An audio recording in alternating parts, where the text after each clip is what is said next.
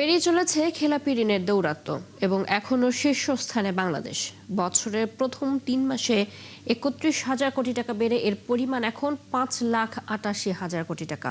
বিশেষজ্ঞরা জানান, আওয়ামী দুঃশাসনে ব্যাংক লুটের ফল এসে পড়েছে এই সরকারের ঘাড়ে। তারা বলেন, রাজনৈতিক সদিচ্ছা ছাড়া কোনোভাবেই খেলাপি ঋণ কমানো সম্ভব নয়। অনুপ অধিকারী তরুণের প্রতিবেদন।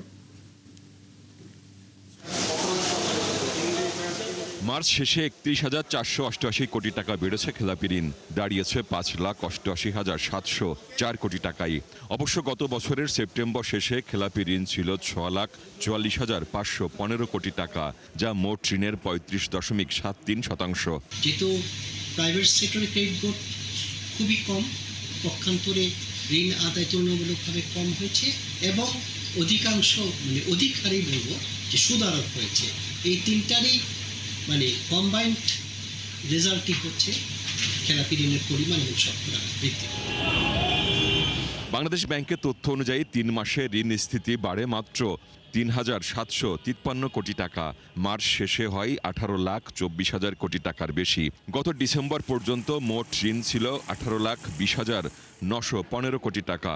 এর মধ্যে 5,57,217 কোটি টাকা বা মোট ঋণের 30.60% ছিল খেলাপি।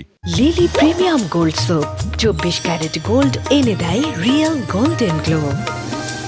আমাদের যে খেলাপি ঋণ তার মধ্যে ব্যাড লোনের পরিমাণই হচ্ছে আপনার অ্যারাউন্ড 94%। তো এইটা দিয়ে আপনি কি করবেন? এটা তো এই ব্যাংকিং সিস্টেমকেই আসলে ব্যাংকরাপ্ট ডিক্লেয়ার করা উচিত। যারা খেলাপি বা যাদের বিরুদ্ধে ব্যবস্থা নিতে হবে তাদের সাথে যদি আপনি তাদেরকে যদি সমীহ করে চলেন, সুতরাং তারা তো আরও পেয়ে যাবে আপনাকে।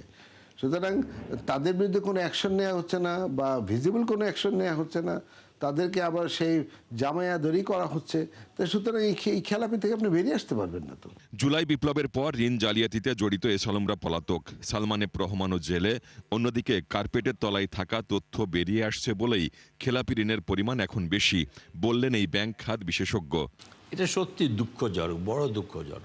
এখানে কোনো ডিউ ডিলিজেন্স হয় নাই, কোনো KYC মেনটেন করে নাই, নো ইয়োর কাস্টমার কেউ করে নাই। এইগুলির জন্য এই প্রবলেম। ডিউ ডিলিজেন্স বলতে 5C আমরা খুব বেশি জোর দিই।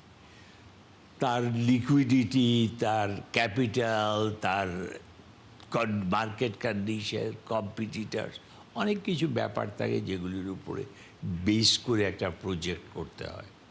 আনফর্চুনেটলি এগুলি যদি না হয়ে থাকে তাহলে কিন্তু প্রবলেম হবেই। 2009 সালে আওয়ামী লীগ সরকার গঠনের সময় খেলাপি ঋণ ছিল মাত্র 22,481 কোটি টাকা।